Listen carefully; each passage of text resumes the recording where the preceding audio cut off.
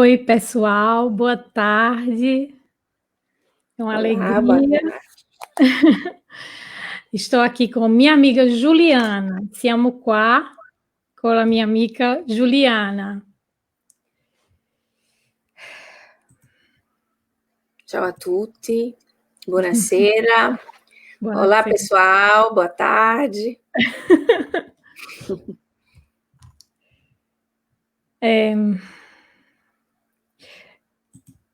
Ok. Maria Sorresina nasceu em Milão em 1940. Filha de pai italiano e mãe vienense, frequentou o ensino fundamental na Escola das Freiras Alemãs em Milão, Liceu das Artes e Ofício na Academia de Brera e, enfim, se graduou em Ciências Políticas na Universidade Federal de Milão em 1981.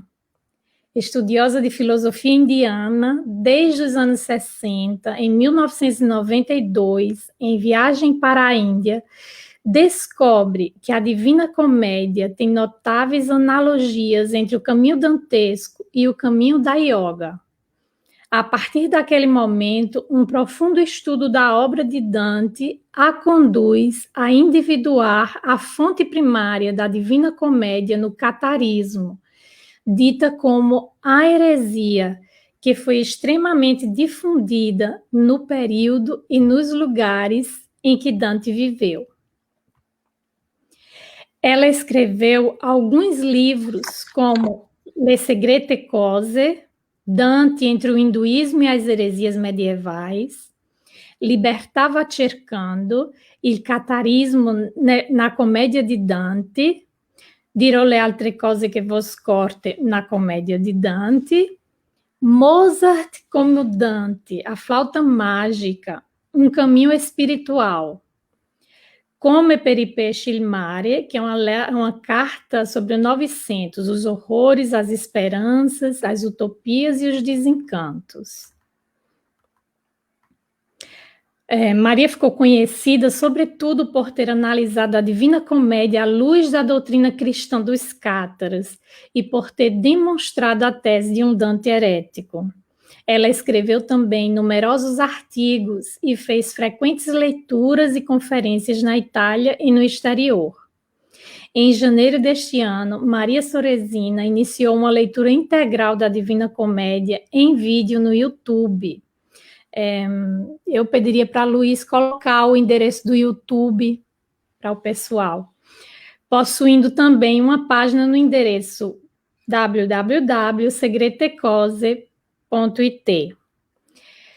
Mas Maria não é somente isso que dissemos até agora. O que falamos foi somente para vocês, para que vocês possam saber que convidamos uma pessoa que estuda seriamente o período medieval e que nesse mesmo período também viveu nosso querido Francisco. Maria é alegre, fraterna, sensível, com uma mente extraordinária. É uma doce escritora que eu tive o prazer de conhecer e hoje ela está aqui para nos presentear com tanta sabedoria e realidades inimagináveis. Bom, gente, aqui eu quero falar para vocês que quem mergulha no estudo sincero de Francisco de Assis, mais cedo ou mais tarde vai desaguar nessas revelações. E como Francisco gostava muito de compartilhar o próprio destino, eu venho aqui com muita alegria para compartilhar com vocês as minhas novas descobertas. E quem melhor para falar do berço do amigo Francisco do que os próprios italianos? São eles que estão descobrindo Francisco e com eles precisamos saciar a nossa fome de conhecimento. Eu convido todos vocês a ouvirem com o coração leve e a mente livre de qualquer ideia preconcebida. Depois analisem e armazenem dentro de vocês tudo que tiver ressonância em vossos corações. Não temos nenhuma pretensão de julgar ou excluir nenhuma religião. Muito pelo contrário. O objetivo da nossa página é trazer Francisco para todos, não somente para um grupo ou para outro. Como diz Paul Sabatier no seu livro, Francisco é um patrimônio da humanidade. Então, Maria vai aqui nos trazer somente alguns fatos históricos. Outra coisa, gente, essa live vai ser bem diferente. Então, estamos pensando em recolher eventuais perguntas de vocês, enviar para Maria e, em um segundo momento, voltamos aqui com um vídeo respondendo cada uma delas. Sem mais delongas, vamos chamar nossa querida Maria e a sua tradutora, minha amiga Juliana Matos. A Juliana é uma das organizadoras do GE Francisco de Assis e da página A Propósito do Espiritismo. Oi, Ju, você tem mais alguma coisa para dizer? Sim. Tenho que cumprimentar os amigos do GE e os amigos do A Propósito do Espiritismo. Estamos juntas hoje desenvolvendo esse trabalho, inicialmente mais histórico do que espiritual, com um propósito bem marcante, que é de conhecer os traços históricos que possam nos remontar ao cristianismo primitivo, que tanto tem a ver com os nossos estudos e pesquisas. Falaremos, em um segundo momento, sobre o trabalho desenvolvido pelo querido Hermínio Miranda, que nas suas pesquisas também encontrou pontos de encontro dos cátaros com a doutrina do nosso coração. Agradeço às minhas amigas de trabalho que aqui estão também, dando-nos assistência. Vai, Adriana. Penso que agora chegou o momento. A esse ponto, eu acho que podemos iniciar, né? Sim. Sejam bem-vindas, Maria e Juliana. Cara Maria, benvenuta. Grazie di essere qui con noi. Benvenuta. È un onore e un piacere. É uma honra, é um prazer. Sì. Allora incominciamo. Sì? Buona tardi, e ora parlo in italiano. Allora io vi parlerò di Francesco d'Assisi, ma anche di Dante, il famoso poeta italiano, autore della Divina Commedia, e parlerò dei Catari, la grande eresia del Medioevo. Falarei sobre Francisco de Assis, mas também sobre Dante, o famoso poeta italiano, autor da Divina Comédia, como também dos cátaros, a grande heresia da Idade Média. Dante è nato nel 1265, circa 40 anni dopo la morte di Francesco. Quindi non lo ha conosciuto personalmente, ma lo ha conosciuto spiritualmente e ne ha compreso il messaggio come pochi, in un periodo in cui era già in atto il tradimento del vero Francesco. Dante nasceu em 1265, cerca de 40 anos após a morte de Francisco. Por isso, então, ele não o conhecia pessoalmente, mas ele o conhecia espiritualmente e entendeu a mensagem como poucos, numa época em que a traição do verdadeiro Francisco já estava em ato. Le prime biografie e le prime stesure del testo della regola sono state distrutte e sostituite con testi costruiti in modo da corrispondere alle idee e ai desideri dei nuovi capi dell'ormai già potente ordine francescano. As biografias e os rascunhos do texto da regra foram destruídos e substituídos por textos construídos para corresponder às ideias e desejos dos novos líderes da então poderosa ordem franciscana. Anche Dante è stato tradito, non è stato modificato il testo del suo poema, ma i commentatori ne hanno stravolto il significato. Spesso dico che è stato commesso un peccato originale. Da chi? Dante também foi traído. O texto do seu poema não foi modificado, mas os comentários distorceram seu significado. Costumo dizer que um pecado original foi cometido. Por quem?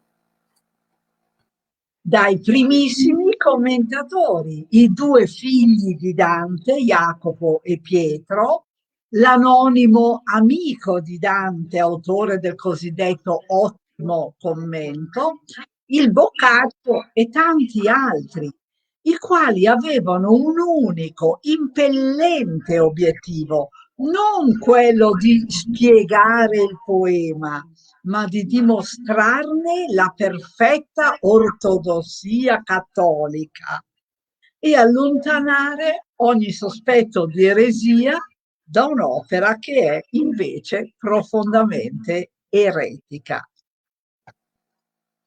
Desde os primos críticos, os dois filhos de Dante, Jacopo e Pietro, de um amigo anônimo de Dante, autor do chamado excelente comentário, Boccaccio e muitos outros, que tinham um único objetivo urgente: não explicar o poema, mas demonstrar a perfeita ortodoxia católica e remover qualquer suspeita de heresia de uma obra que é, em vez disso, profundamente erética. Quindi un'impresa titanica e disperata per la quale hanno dovuto necessariamente distorcere i dati e travisare il pensiero di Dante, ma a fin di bene per salvare l'opera. Se la commedia fosse passata per opera eretica, a noi non sarebbe arrivato nemmeno un verso. Então, um objetivo titânico e desesperado, para o qual eles tiveram que necessariamente distorcer os dados e deturpar o pensamento de Dante. Mas tinha um bom propósito: salvar a obra. Se a comédia tivesse passado por uma obra herética, para nós não teria chegado um único verso sequer. Poi, secolo dopo secolo, si è continuato, non dico a copiare, ma comunque a dire sempre le stesse cose, cambiando lo stile, ma non il contenuto, pensando in buona fede che nessuno potesse conoscere il pensiero di Dante meglio dei figli e degli amici. Então, século após século, se continuou, não digo a copiar, mas em todo caso a dizer sempre as mesmas coisas, mudando o estilo, mas não o conteúdo. Pensando de boa fé que ninguém poderia conhecer melhor o pensamento de Dante do que os seus filhos e os seus amigos.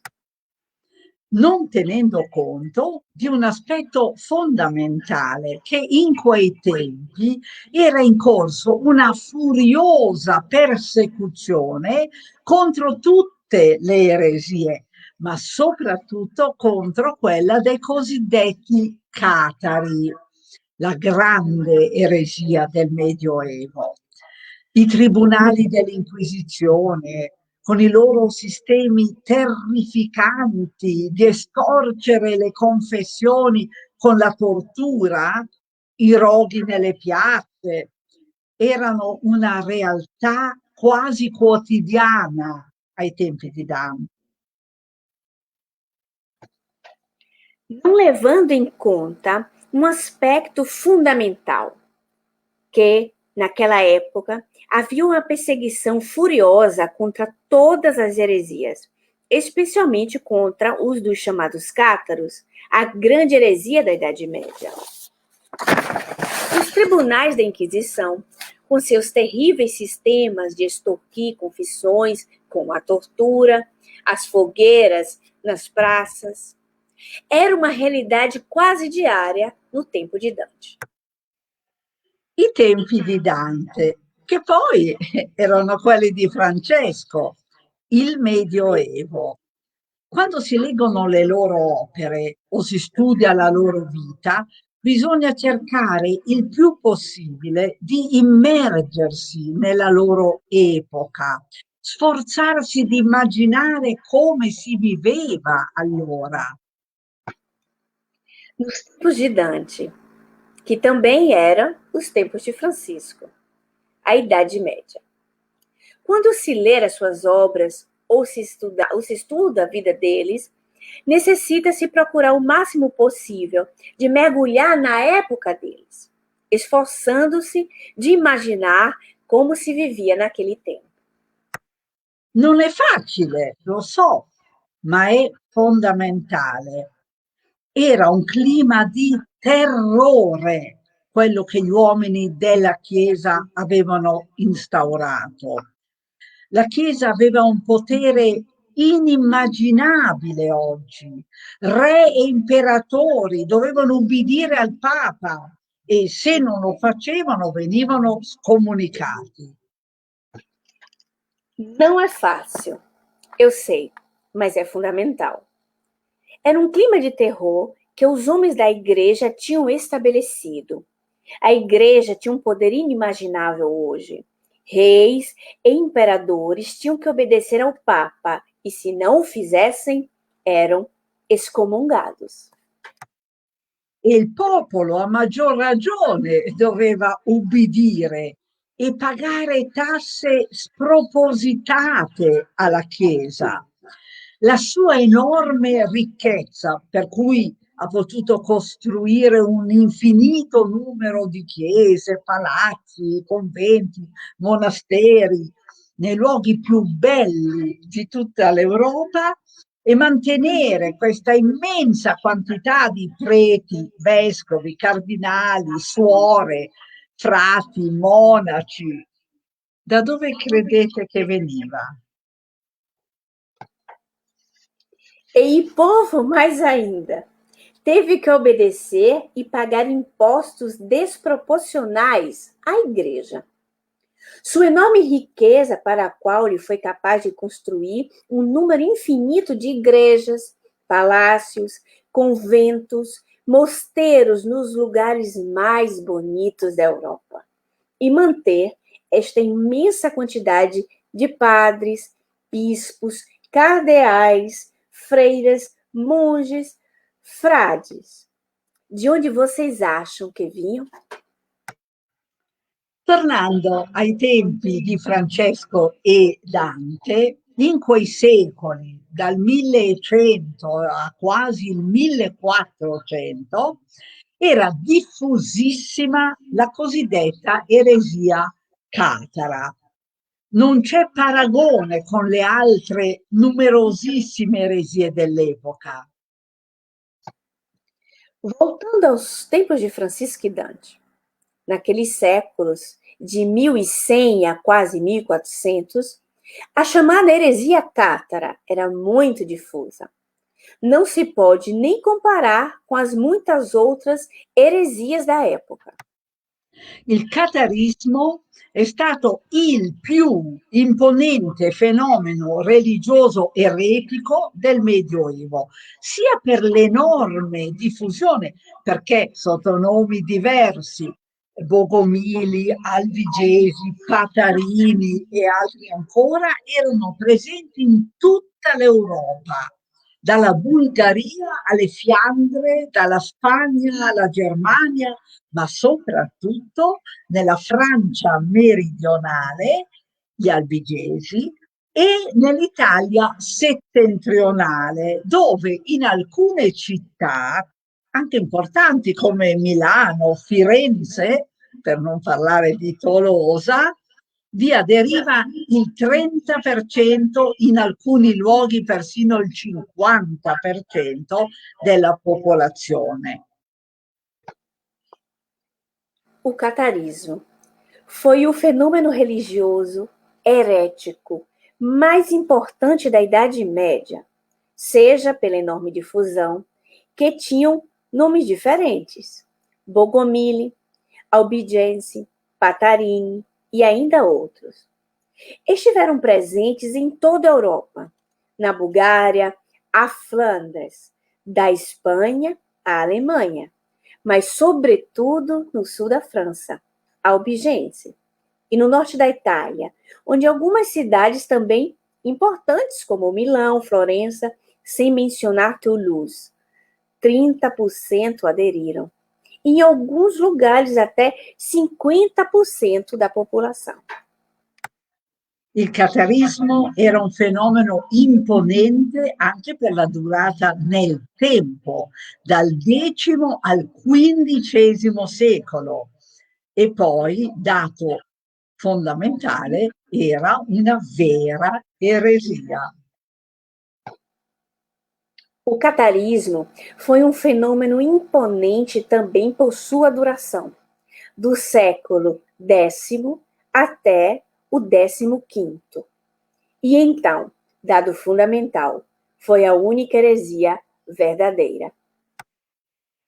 Gli eretici, tutti gli eretici, sono sempre cristiani. I non cristiani possono essere detti pagani, infedeli, miscredenti, mai eretici. Os hereges, todos os hereges, eles são sempre cristãos. Os não cristãos podem ser chamados de pagões, infiéis, incrédulos, mas nunca hereges. Il cristianesimo è connotato fin dall'inizio, dal sorgere di eresie, numerosissime eresie. Il docetismo, il marcionismo, il montanismo, l'arianesimo, il donatismo, il nestorianesimo e potrei. Tanto per dare un'idea della dimensione di questo fenomeno, nel IV secolo il vescovo Epifanio di Salamina scrisse un trattato eresiologico, il Panarion, nel quale presenta e computa 80 eresie. O cristianismo é marcado desde o início pelo surgimento das heresias. Inúmeras heresias, do ceticismo, macionismo, montanismo, arianismo, donatismo, nestorianismo. Só para se ter uma ideia da dimensão desse fenômeno, no século IV, o bispo Epifânio de Salamina escreveu um tratado heresiológico, o Panarion, no qual ele apresenta e refuta 80 eresias. E tutte queste eresie erano state ideate non da strampalati individui, ma da monaci e sacerdoti, da vescovi. Nestorio era niente meno che il patriarca di Costantinopoli. Todas essas heresias foram idealizadas não por indivíduos sem juízo, mas por monges, sacerdotes e bispos. Nestório era ninguém menos que o patriarca de Costantinopla. Fin dall'inizio del cristianesimo venivano organizzati concili. Il primo fu quello di Gerusalemme nell'anno 48, solo 15 anni dopo la morte di Gesù Cristo. La finalità di questi concili non era tanto quella di confrontarsi, quanto di uniformare. Desde o início do cristianismo, os conselhos foram organizados. O primeiro foi o de Jerusalém, no ano 48, ou seja, apenas 15 anos após a morte de Jesus Cristo. O propósito desses conselhos não era tanto para trocar ideias, mas para padronizar. Uniformare a che cosa?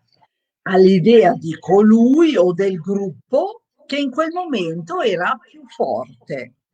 I concili stabilivano qual è la dottrina giusta, l'altra veniva bollata come eresia. Padronizar o quê? Padronizar as ideias daquele ou de um grupo que era mais forte na época. Os conselhos estabeleciam qual era a doutrina certa. A outra ficava marcada como eresia. E fin dall'inizio gli eretici, se non si adeguavano, venivano non solo scomunicati, ma uccisi. Ecco, è evidente che una simile prassi è contraria all'insegnamento di Cristo, ma questo è storia, è innegabile che sia sempre stato fatto così. E desde o início, os hereges, se não se adaptassem, eram não somente excomungados, mas assassinados. É evidente que tal prática é contrária ao ensino do Cristo. Mas isso é história. É inegável que sempre foi assim. Diversa, molto diversa la situazione delle eresie medievali. A differenza delle eresie dei primi secoli, che riguardavano sottigliezze dottrinali e che, come detto, partivano da uomini della Chiesa, le eresie medievali partivano da uomini con una profonda religiosità, ma laici, esterni alla Chiesa. Diferente, muito diferente, a situação das heresias medievais. Ao contrário das heresias dos primeiros séculos, que diziam respeito às sutilezas doutrinárias e que, como mencionado, começavam a partir de homens da igreja. E soprattutto non proponevano dottrine diverse o contrarie a quelle della Chiesa cattolica, anche se certamente la criticavano, accusandola di essersi allontanata dal messaggio evangelico, ma solo per quanto riguardava la prassi, l'arricchimento eccessivo, la mondanizzazione, il comportamento licenzioso del clero, non la dottrina. As heresias medievais começaram a partir de homens com uma religiosidade profunda, mas laicos, que estavam fora da igreja. E, acima de tudo, não propuseram doutrinas diferentes ou contrárias às da Igreja Católica, embora certamente a criticassem, acusando-a de ter se distanciado da mensagem do Evangelho. Mas apenas no que diz respeito à prática, enriquecimento excessivo, mundanismo, o comportamento licencioso do clero, não a doutrina em si. Si trattava in fondo della stessa critica mossa alla Chiesa anche da Francesco d'Assisi, il quale ha rischiato molto. Francesco ne riconosceva l'autorità, ma anche gli altri la riconoscevano. Foi basicamente a mesma crítica feita à igreja também por Francisco de Assis, que arriscou muito. Francisco reconheceu sua autoridade, mas outros também a reconheceram. Di questo gruppo fanno parte, per esempio, i Valdesi, un movimento fondato da Pietro Valdo, ricco mercante di Lione, nato 30 anni prima di Francesco d'Assisi, che faceva e diceva esattamente le stesse cose di Francesco. Esse grupo inclui, por exemplo, os valdenses, movimento fundado por Pietro Valdo, um rico comerciante de Lyon, nascido 30 anos antes de Francisco de Assis, que fez e disse exatamente as mesmas coisas de Francisco. Tutte queste eresie vengono dette pauperiste, perché il loro ideale era la povertà dei Vangeli e dei primi cristiani. Todas essas heresias são chamadas de pauperistas, porque seu ideal era a pobreza dos evangelhos e dos primos cristãos.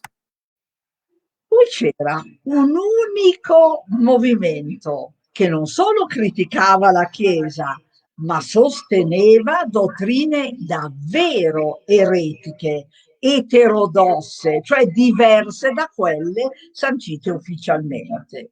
I catari.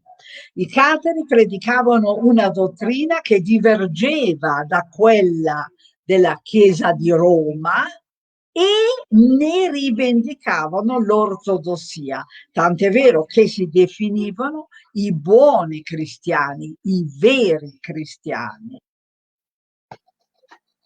Então houve um único movimento que não só criticou a igreja, mas apoiou doutrinas verdadeiramente heréticas, heterodoxas, ou seja, diferente daquelas oficialmente sancionadas, os cátaros. Os cátaros pregavam uma doutrina que divergia da Igreja de Roma e reivindicava sua ortodoxia, tanto que se chamavam de bons cristãos, os verdadeiros cristãos. Della Chiesa non riconoscevano né l'autorità né i sacramenti e si presentavano come la vera Chiesa di Cristo.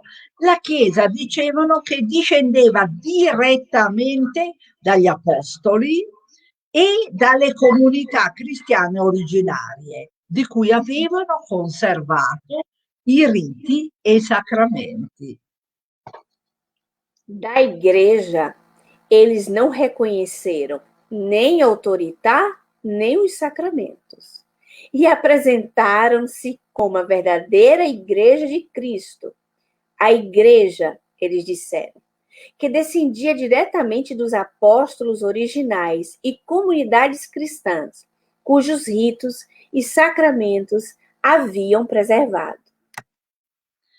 I catari non chiamavano se stessi catari, venivano chiamati catari dagli altri, cioè dai loro nemici. Loro chiamavano se stessi cristiani o soprattutto buoni cristiani, bons hommes in Francia, boni homines in latino. E noi come li dobbiamo chiamare? Ok, chiamiamoli catari, ma teniamo presente che loro si chiamavano buoni cristiani. Os cátaros não se denominavam cátaros. Eram chamados de cátaros pelos outros, ou seja, por seus inimigos. Eles se denominavam cristãos, ou, acima de tudo, bons cristãos. Bons homens, na França, boni homines, em latim. E nós, como devemos chamá-los? Ok, vamos chamá-los de cátaros, mas vamos ter em mente que eles eram chamados de bons cristãos. I catari erano dunque cristiani ma eretici. Solo sentire questo nome, eretici, uno immagina fanatici integralisti che si erano infiltrati nella società e pensa che magari non con i roghi, ma comunque era necessario sbarazzarsi di loro. Cátaros eram, portanto, cristãos, mas hereges. Só para ouvir esse nome hereges, imagina-se fanáticos, fundamentalistas, que se infiltraram na sociedade e pensa que talvez não com as fogueiras, mas ainda assim era necessário se livrar deles. Uno se li immagina così perché così sono stati descritti per secoli, ma quanto è stato scritto su di loro non corrisponde alla verità, perché è stato scritto dai vincitori. La storia viene sempre scritta dai vincitori, che in questo caso hanno provveduto non solo a uno sterminio totale, ma anche a non lasciare alcuna traccia dei loro scritti, di non parlarne più, di dimenticarli. Nós os imaginamos dessa forma, porque assim eles têm sido descritos por séculos. Mas o que foi escrito sobre eles não corresponde à verdade, porque foi escrito pelos vencedores. A história é sempre escrita pelos vencedores, que neste caso não apenas realizaram um extermínio total, mas também para não deixar qualquer traço de seus escritos, não falaram mais sobre isso. Esqueceram-os. E quando se ne parlava venivano dette su di loro cose infamanti, ma false. Però chi li conosce si innamora di loro, come per fare un nome Simone Weil. Quando falavam, eram ditas coisas infames sobre eles, mas falsas. No entanto, aqueles que os conhecem se apaixonam por eles, tanto para citar alguém, Simone Weil. Anch'io sono innamorata di loro e l'obiettivo dei miei libri è anche quello di far conoscere i catari, dei quali si sa così poco, raccontare la loro tragica storia e spiegarne le credenze, ristabilendo per quanto possibile la verità, perché il loro cristianesimo aderente al Vangelo e vissuto con ammirevole coerenza, era gioioso, aperto, non violento, tollerante e pervaso da una profonda spiritualità. Eu também sou apaixonada por eles, e o objetivo dos meus livros é também tornar conhecidos os cátaros, dos quais tão pouco se sabe. Contar sua trágica história e explicar suas crenças, restabelecendo tanto quanto possível a verdade. Porque o seu cristianismo, adepto do evangelho e vivido com consistência admirável, era alegre, aberto, não violento, tolerante e difundido por uma profunda espiritualidade. Ora, la tesi dei miei libri, una tesi innovativa e che tuttavia ha avuto notevoli consensi, è che Dante fosse stato cataro. La Divina Commedia, come forse sapete, racconta di un viaggio nell'aldilà, in cui Dante passa attraverso l'inferno, il purgatorio e il paradiso per arrivare alla fine a Dio. Então, a tese dos meus livros, uma tese inovadora que, no entanto, teve considerável aclamação, é que Dante tinha sido cátaro. A Divina Comédia, como vocês talvez já saibam, fala de uma viagem no além, na qual Dante passa pelo inferno, purgatório e paraíso para finalmente chegar a Deus. In Italia è una cosa molto nota anche da chi la Divina Commedia non l'ha mai letta, che Dante, i papi, tutti i papi del suo tempo, li mette in inferno. Tenendo conto dei tempi, ci voleva un coraggio pazzesco per fare una cosa del genere. Na Itália, é uma coisa muito conhecida, mesmo por aqueles que nunca leram a Divina Comédia, que Dante, aos papas, todos os papas do seu tempo, os coloca todos no inferno. Considerando aqueles tempos, foi preciso uma coragem louca para fazer uma coisa dessas.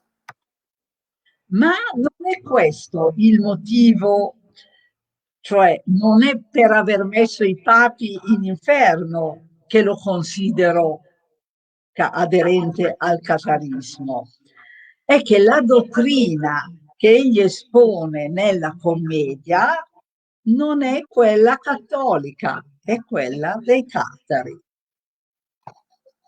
Mas esta não é a razão, isto é, não é por ter colocado os papas no inferno que eu considero Dante adepto ao catarismo. É que a doutrina que ele expõe na comédia não é a católica, é a dos cátaros. Ora dovrei parlare della dottrina, ma è una cosa molto complessa, anche perché su quasi tutte le questioni si trova una grande quantità di credenze diverse, perché i catari non avevano una chiesa centralizzata che imponesse un sistema dogmatico. Agora, eu deveria falar sobre a doutrina, mas é uma coisa muito complexa, também porque em quase todas as questões há uma grande quantidade de crenças diferentes, porque os cátaros não tinham uma igreja centralizada que pudesse impor um sistema dogmático. I catari non consideravano eretico chi sosteneva una o l'altra credenza, erano solo credenze. La fede è un'altra cosa. Comunque avevano dei capisaldi dottrinali. Os cátaros não consideravam aqueles que apoiavam uma ou outra crença como herege. Eram apenas crenças. Fé é outra coisa. No entanto, eles tinham pedras angulares doutrinárias. Io vorrei parlare di una loro peculiarità molto importante e che è il rapporto con Francesco, per poi parlare di Francesco e della sua relazione con il catarismo. Gostaria de falar sobre uma sua peculiaridade muito importante e que está relacionada a Francisco. E depois falar sobre Francisco e da sua relação com o catarismo. I catari rifiutavano tutti i sacramenti della Chiesa di Roma, come la chiamavano. Loro chiamavano la loro chiesa Chiesa d'Amor e Amor è il contrario di Roma. Os cátaros rejeitavam todos os sacramentos da Igreja de Roma, como eles a chamavam. Eles chamavam sua igreja Igreja Amor. Amor é o oposto de Roma. É Roma escrito ao contrário. Amor. Esatto. Avevano un unico sacramento chiamato consolamentum, che veniva praticato presso i primi cristiani. Si trattava dell'imposizione delle mani con cui, come attestato negli Atti degli Apostoli, viene conferito lo Spirito Santo. Eles tinham um único sacramento, chamado consolamento, que era praticado entre os primeiros cristãos. Se tratava das imposições das mãos, com a qual, como é atestado nos Atos dos Apóstolos, o Espírito Santo é conferido. In genere viene definito battesimo, ma con il battesimo cattolico non ha nulla a che fare. Non veniva praticato su bambini appena nati, ma solo su persone in età adulta. Non aveva la funzione di rimettere alcun peccato originale al quale i catari non credevano.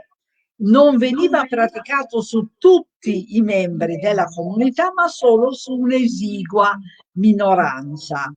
Era, diciamo, il coronamento di una vita spirituale. De forma geral, é definido como batismo, mas não tem nada a ver com o batismo católico. Não era praticado em crianças recém-nascidas, mas apenas em pessoas de idade adulta. Não tinha função de remissão de qualquer pecado original, a qual os cátaros não acreditavam. Não era praticado em todos os membros da comunidade, mas apenas em uma pequena minoria. Observem bem, uma pequena minoria. Era, digamos, a coroação de uma vida espiritual. Ricevere il consolamentum comportava un drastico cambiamento della vita. In pratica significava niente rapporti sessuali, cibo rigorosamente vegetariano, perché il divieto di uccidere comprendeva gli animali, l'impegno a non uccidere nemmeno in caso di legittima difesa, a non mentire mai, a non giurare mai. Ricevere il consolamentum comportava um drástico cambiamento della vita. Receber o consolamento envolvia uma mudança drástica de vida. Na prática, significava nenhuma relação sexual, comida estritamente vegetariana, porque a proibição de matar inclui os animais. O compromisso de não matar, mesmo no caso de legítima defesa. Nunca mentir, nunca xingar. Inoltre, l'obbligo di esercitare un lavoro. Além disso, a obrigação de trabalhar. I consolati nei documenti vengono in genere chiamati perfetti, ma non è un encomio, è il termine che usavano gli inquisitori per indicare coloro che erano perfetti, cioè pronti per il rogo. Quindi io non uso questo termine. Os consolados nos documentos geralmente são chamados de perfeitos, mas não é um elogio. É o termo que os inquisidores usavam para indicar aqueles que eram perfeitos, ou seja, prontos para a fogueira. Então, eu não uso esse termo. I consolati non erano tenuti ad andare in giro vestiti di stracci a mendicare, dovevano lavorare, anche se venivano da famiglie aristocratiche e ricche, i catari erano, anche se venivano da famiglie ricche, i catari erano contrarissimi alla pratica del mendicare e anche alla pretesa delle decime, le tasse eclesiastiche. Os consolados não eram obrigados a sair por aí vestido de trapos, mendigando. Eles tinham que trabalhar, mesmo que eles viessem de famílias aristocráticas e ricas. Os cátaros eram muito contrários à prática de mendicância e também para o pedido de dízimos, impostos eclesiásticos. Questo del lavoro è un aspetto importantissimo e caratterizzante dei catari, che non avevano chiese ma case, le cosiddette case catare, un'istituzione di straordinaria modernità, aperte a tutti, erano una sorta di scuole laboratorio in cui si insegnava ai giovani di ambo i sessi a leggere e scrivere e i vari mestieri. Esta questão do trabalho é um aspecto muito importante e caracterizante dos cátaros, que não tinham igrejas, mas casas, as chamadas casas cátaras, uma instituição de extraordinária modernidade, aberta a todos. Era uma espécie de escolas-laboratório, em que jovens de ambos os sexos eram ensinados a ler e escrever, e as mais diversas profissões.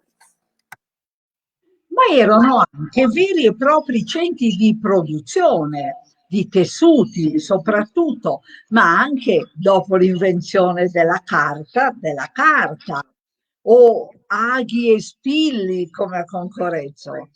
Con l'infittirsi delle persecuzioni, questa meravigliosa esperienza finì. mas também era um verdadeiro centro de produção de tecidos acima de tudo. Mas também, após a invenção de papel ou agulhas e alfinetes como em concorrentes. Só. Com o aumento das perseguições, essa experiência maravilhosa terminou. È la stessa idea di lavoro che aveva Francesco d'Assisi, che pensava a una comunità laica in cui uomini e donne lavoravano insieme, vivendo tra i poveri, i minores, e mantenendosi del proprio lavoro. Un lavoro che era pensato come gioioso, in cui ognuno metteva a frutto i propri talenti per il benessere di tutti. É a mesma ideia de trabalho que Francisco de Assis tinha, que pensava em uma comunidade de leigos na qual homens e mulheres trabalhavam juntos, vivendo entre os pobres, os menores, e mantendo seu trabalho. Um trabalho que era considerado alegre, no qual todos frutificavam com seus talentos para o bem-estar de todos. Un ideale che ha avuto una vita breve all'interno delle comunità francescane e che ha tante analogie col catarismo. Um ideal que teve uma vida curta dentro das comunidades franciscanas e que tem muitas semelhanças com o catarismo. Le analogie col catarismo non riguardano solo il lavoro, ma anche per l'atteggiamento aperto ed egualitario di Francesco verso le donne. Come dicevo, i catari avevano un unico sacramento, l'imposizione delle mani con cui veniva trasferito lo Spirito Santo. As semelhanças com o catarismo dizem respeito não só ao trabalho, mas também à atitude aberta e igualitária de Francisco em relação às mulheres. Como eu disse, os cátaros tinham um único sacramento, a imposição das mãos, com a qual o Espírito Santo era transferido. Chi lo riceveva poteva trasmetterlo. Attenzione, uomo o donna che fosse. In altre parole, una donna poteva trasmettere lo Spirito Santo.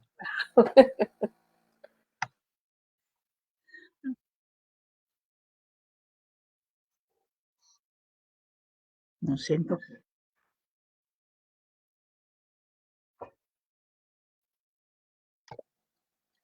Quem o recebia poderia transmiti-lo.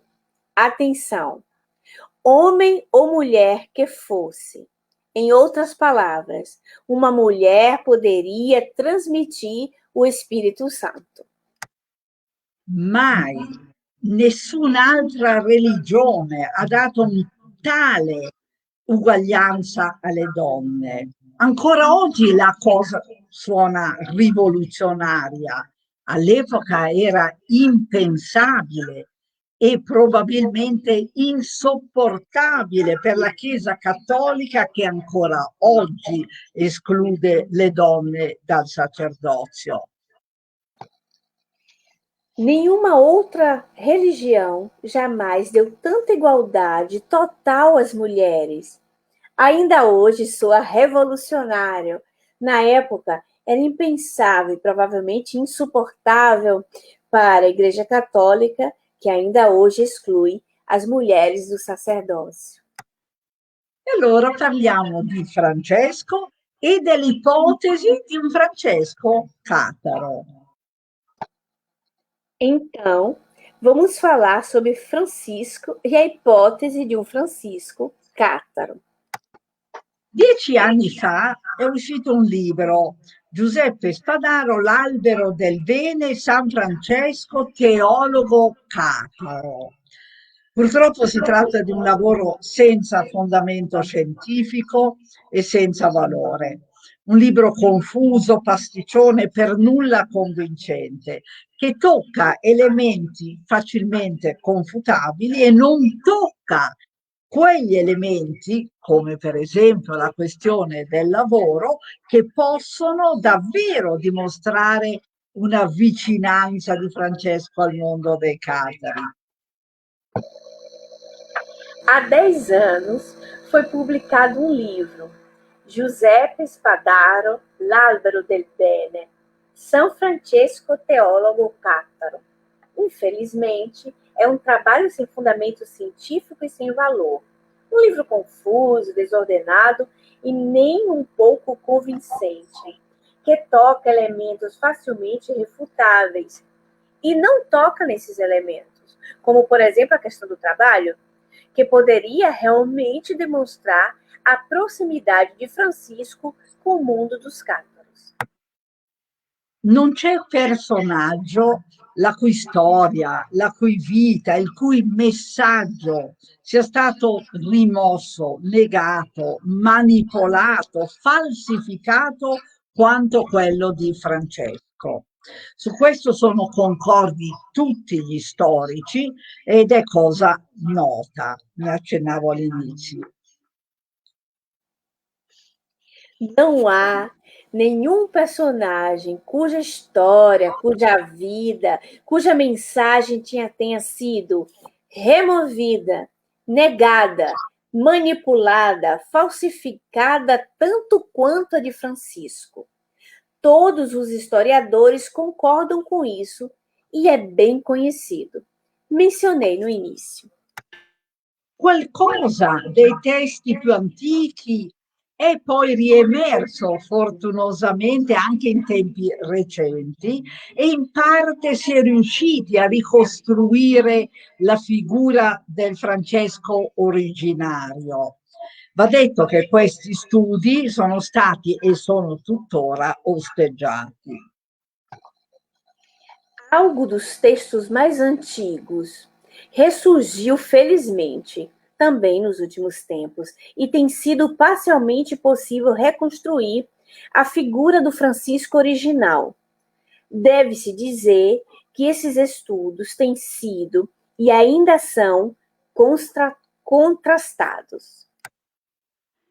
Vediamo che cosa c'è di Cataro in Francesco. Intanto, che lui fosse rispettoso della Chiesa e delle sue gerarchie è vero. Che lui venerasse il sacramento dell'Eucarestia è vero. Due aspetti assolutamente non catari. Vamos ver o que tem de cátaro em Francisco. Enquanto isso, que ele respeitava a igreja e suas hierarquias, é verdade. Que ele venerava o sacramento da Eucaristia, é verdade. Dois aspectos que absolutamente não são cátaros. Quindi è impossibile sostenere che fosse cataro. Certo, si può dire che lo fece per evitare il rogo a sé e ai suoi frati, come è stato detto, perché il rischio di finire sul rogo era reale e forte, ma un vero cataro non avrebbe mai e poi mai ceduto, poiché ne andava della salvezza della sua anima. Então, é impossível argumentar que foi cátaro. Claro, pode dizer que ele fez isso para evitar as fogueiras, para si mesmo e seus frades, como foi dito, porque o risco de acabar na fogueira era real e forte. Mas um verdadeiro cátaro nunca, jamais cederia, porque estava em jogo a salvação de sua alma. Francesco era un uomo libero come pochi, aveva una sua visione personalissima, ma respirava l'aria del suo tempo e prendeva ispirazione da tutto quello che lo circondava.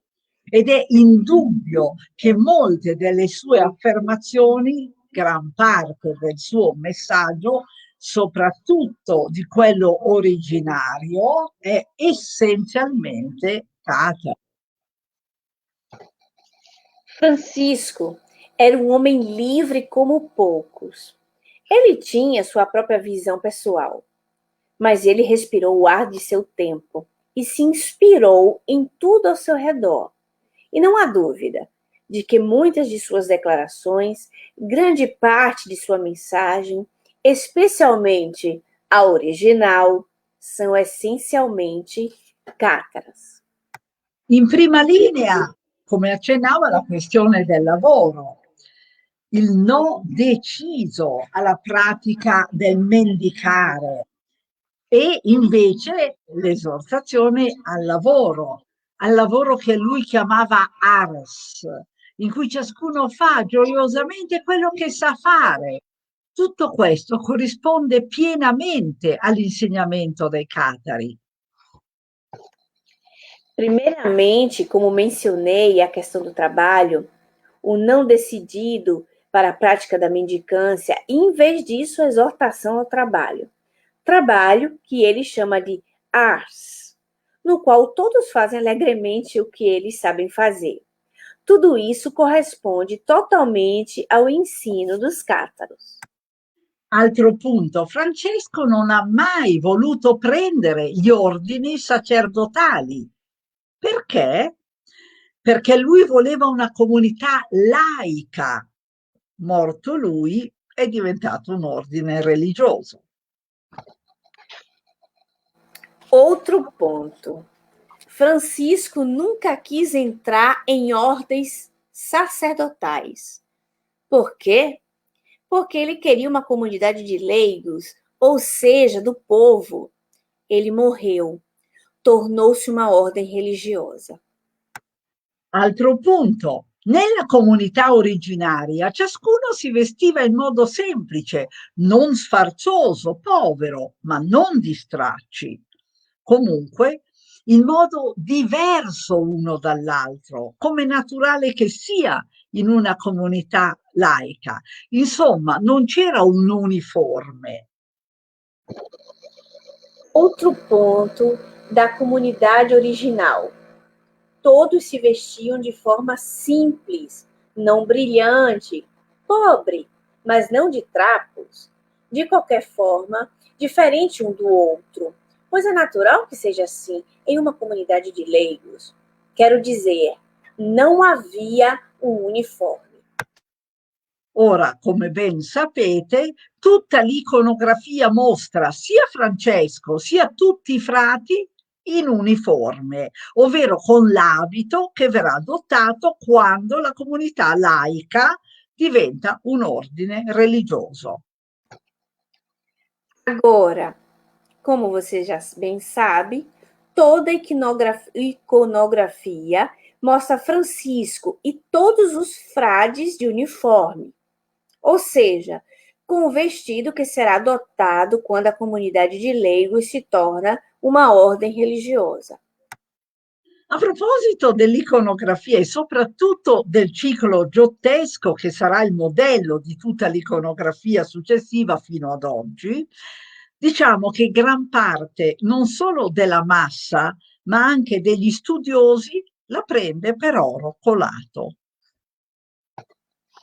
No que diz respeito à iconografia e, sobretudo, ao ciclo de Giotto, que será o modelo de toda a iconografia subsequente até hoje, dizemos que grande parte não só da massa, mas também dos estudiosos a consideram como ouro fundido.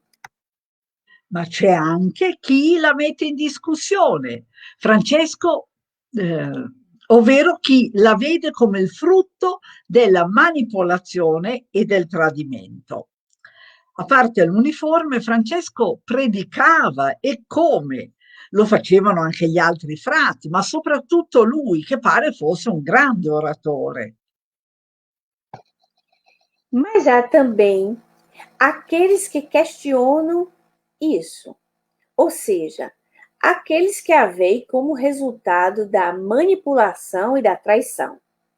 Além do uniforme, Francisco pregava, e como? Os outros frades também, mas principalmente ele, que parece ter sido um grande orador. Ora, predicare era proibito ai laici, lo facevano gli eretici, i catari, e lo faceva Francesco. Ma di queste sue prediche non c'è ombra nel ciclo giottesco, anche se c'è un Francesco che predica, ma a chi? Agli uccelli, capite?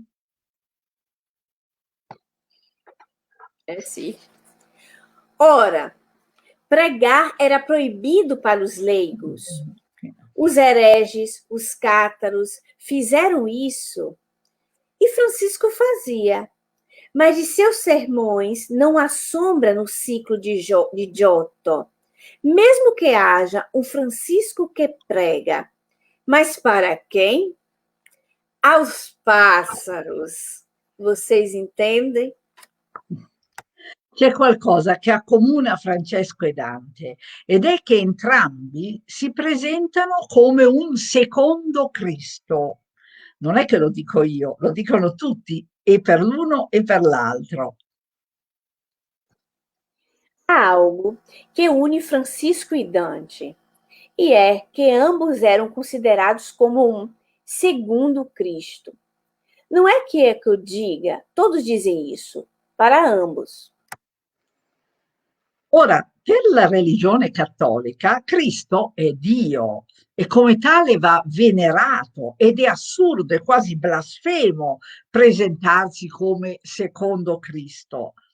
Per i catari, invece, Cristo è uno che ha indicato la via per ricongiungersi al Padre, via che tutti possono e anzi dovrebbero percorrere. Ora, para a religião católica, Cristo é Deus e, como tal, deve ser venerado. E é absurdo e quase blasfemo ser considerado como um segundo Cristo. Para os cátaros, por outro lado, Cristo é aquele que indicou um caminho para se juntar ao Pai. Um caminho que todos podem e, de fato, devem seguir. Ma ci sono anche altre cose che accomunano Francesco a Dante e ai catari. Per esempio, l'uso della lingua volgare, dello scrivere le proprie opere, cioè l'italiano, che all'epoca era considerato un dialetto parlato dal volgo, dalla gente, ma non degno per essere scritto. Le opere scritte dovevano essere in latino, che ormai non capiva più nessuno. Mas há também outras coisas que unem Francisco com Dante e os cátaros. Por exemplo, o uso da linguagem vulgar na escrita de suas obras, ou seja, italiano, que na época era considerado um dialeto falado pelo vulgo, pelo povo, mas não digno de ser escrita. As obras escritas seriam em latim, che già non intendia mais ninguém. In tutte le zone in cui era diffuso il catarismo, una delle prime preoccupazioni dei catari fu quella di tradurre la Bibbia e soprattutto i Vangeli nelle varie lingue parlate dalla gente, che ormai non parlava né comprendeva più il latino. Em todas as áreas onde o catarismo era difundido, uma das primeiras preocupações dos cátaros era traduzir a Bíblia, especialmente os evangelhos, para as várias línguas faladas pelo povo, que já não falava nem entendia mais o latim.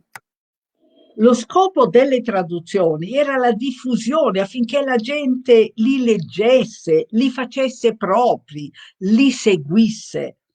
Ma i Vangeli tradotti dai catari, come tutti i loro testi, sono stati bruciati. O objetivo das traduções era a difusão, para que as pessoas as lessem, as fizessem suas, seguissem-nas. Mas os evangelhos traduzidos pelos cátaros, como todos os textos, foram queimados.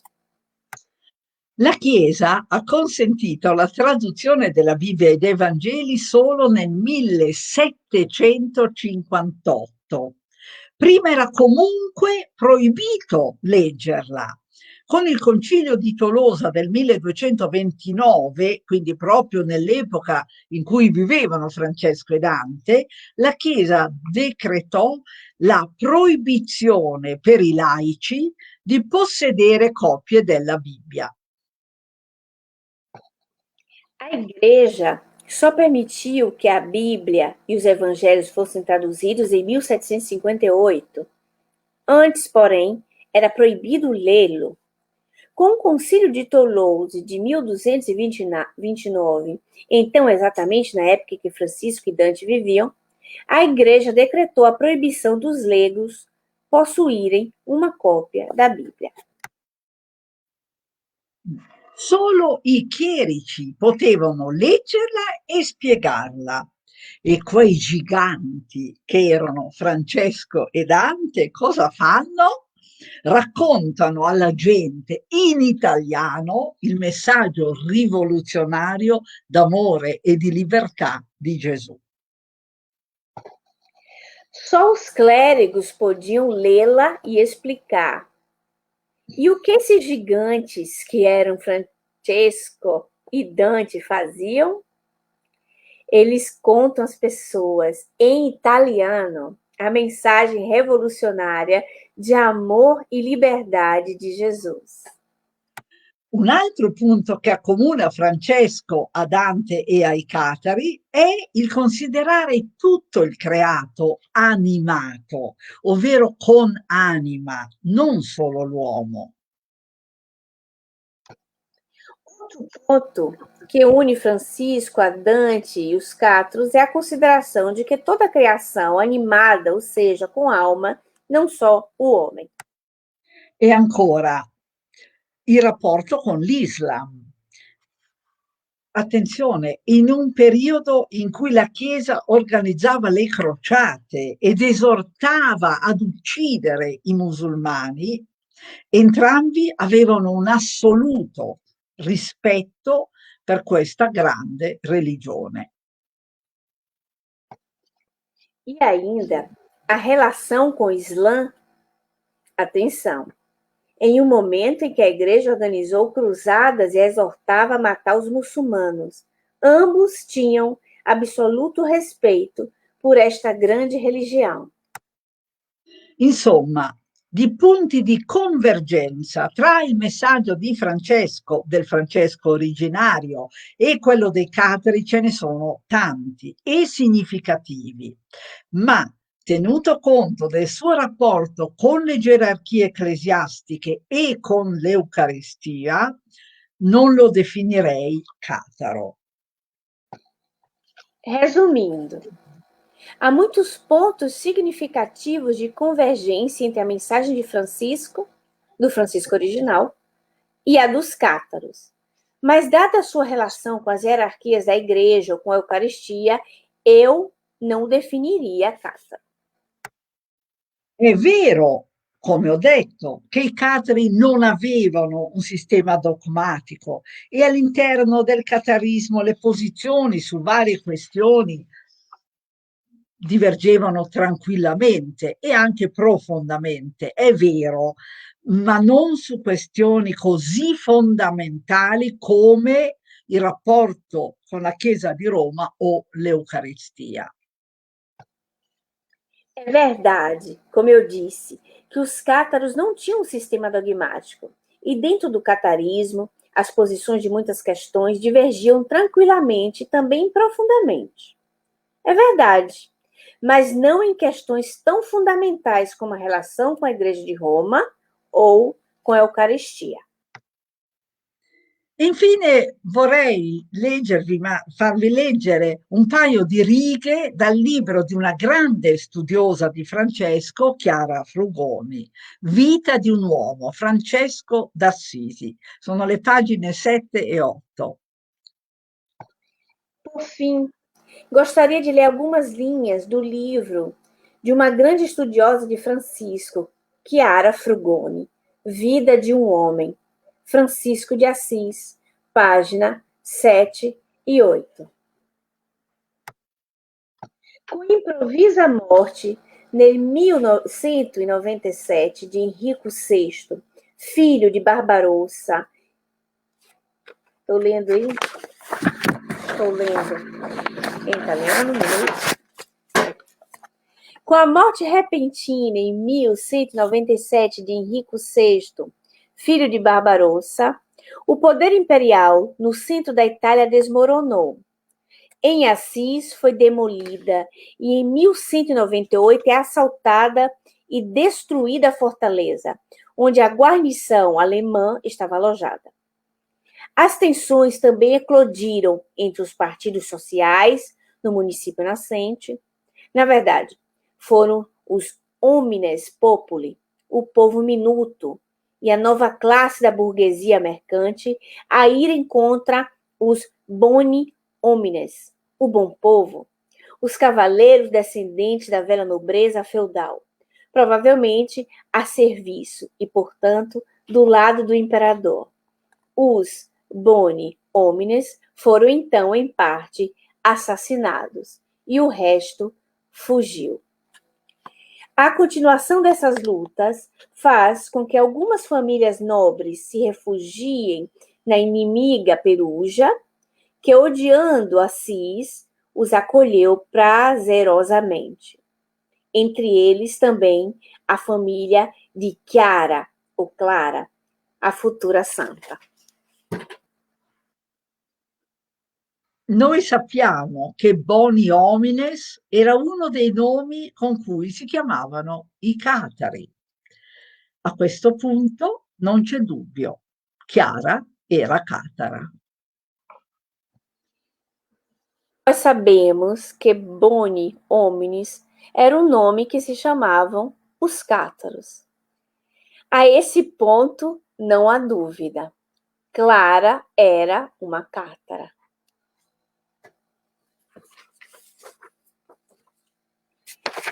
Ciao, finito, grazie. Fine. Se avete delle domande. Bello, grazie. É uma cátara. Clara era uma cátara, com todas as suas letras. Chiara era uma cátara, com tutte le lettere. Era di famiglia catara. Era di famiglia catara. Grazie Maria, tanta informazione. Grazie a voi, è stata bellissima lingua, che bello sentirla, musicale, bellissimo, un suono bello. E molto, capivo quasi tutto. Maria disse que a língua portuguesa é linda, musical, que ela estava ali já entendendo tudo do que a gente estava traduzindo. Bene. Stanno a ringraziare Jane. Jane, então Clara era cátara, allora Chiara era cátara. È una bella scoperta. Sì, tante scoperte. Abbiamo conosciuto un po' più Francesco. A gente conheceu melhor, né, Francisco È un po' Dante.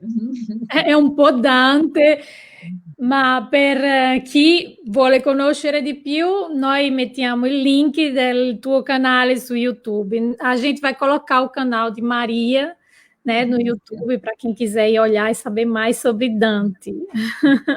Maria, comunque Dante è abbastanza conosciuto in Brasile anche per il fatto di viaggiare nell'astrale, del suo incontro in questi momenti fuori del corpo. Allora è abbastanza conosciuto e ci sono sì studiosi che vanno a approfondire in questo significato. Come mai lui ha fatto questi viaggi, sai? Proprio quelli che si dedicano a questo discorso dei viaggi astrali. Allora è abbastanza conosciuto. Estava dizendo para ela que no Brasil o pessoal conhece Dante, muito interessado pela viagem astral que ele fazia, por esse contato que ele tem com o além, com essas circunstâncias que ele trouxe para o poema, né, que é a Divina Comédia. Bene, sono contenta che Dante sia conosciuto anche in Brasile, sicuramente tradotto in portoghese, magari ce n'è già più di una, è tradotto in tantissime lingue. Solo la Bibbia supera Dante. A Maria disse que é muito feliz de saber que existem estudiosos no Brasil de Dante. Ela é dedicada a Dante, são 30 anos 30 anos de dedicação aos estudos da Divina Comédia e que ela sabe que, depois da Bíblia, a Divina Comédia é o livro mais traduzido no mundo. Sim, vai ficar gravado. Eu estou rispondendo qui, Maria. Che dice? La live resterà registrata. Sì. Ah, gravata, credevo Gravata. incinta. Registrata, rimarrà registrata la live. Vabbè, alcune cose non sono identiche all'italiano. Perché gravida. Gravida, sì. Gravida e incinta. Sì, Maria sta dicendo che gravida è incinta, gravida è anche in portoghese, sì. Sì. Ah, anche in portoghese Sì. gravida e incinta. Então, vamos terminando, né, Ju? Por aqui. Agradecendo infinitamente a Maria. Ah no, sono contenta io, guarda, è stata un'esperienza che bellissima. E grazie anche a questi mezzi che talvolta dico a mia figlia, viviamo nel migliore dei mondi possibili. Sì, è il periodo, sì, è un periodo di comunicazione stupenda, è un periodo maravilhoso, gente, di comunicação. Maria, scusami a volta ho iniziato a leggere italiano, dice, mio Dio, sto leggendo italiano. Maria, c'è una domanda, possiamo? Allora chiede se il battesimo dei catari è tipo un battesimo spirituale. Sì, no, era l'imposizione delle mani, loro si rifacevano e si chiamava battesimo perché nei Vangeli c'è scritto che Giovanni Battista ha detto: io vi battezzo con acqua, ma verrà chi vi battezzerà in spirito e fuoco. E quello era il battesimo dei catari, quello di Gesù Cristo, quello non quello con acqua, quello con l'imposizione delle mani e la discesa dello Spirito Santo e la fiammella, il fuoco, che poi non c'era, era simbolico, chiaramente. Okay. Então, Jane, o batismo dos cátaros era justamente aquele referido por João Batista, porque João Batista batizava nas águas e Jesus depois passa a batizar com fogo, e é com a imposição de mãos. É por isso que é através da imposição de mãos, e aí o Espírito Santo vinha e a pessoa era batizada. Ecco.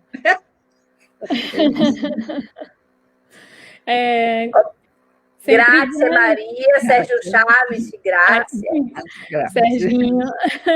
La nostra amica Claudia dice: mi ha fatto molto piacere conoscerla. Scrive in italiano? Queste sono quelle che stanno in Italia con noi, ci lavoriamo insieme.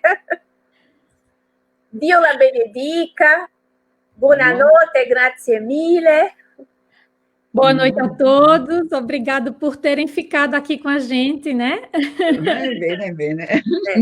Ha detto Jane, è un battesimo compreso come un battesimo di un cristianesimo redivivo. Un cristianesimo originario dei primi degli apostoli, il cristianesimo degli apostoli. Esatto.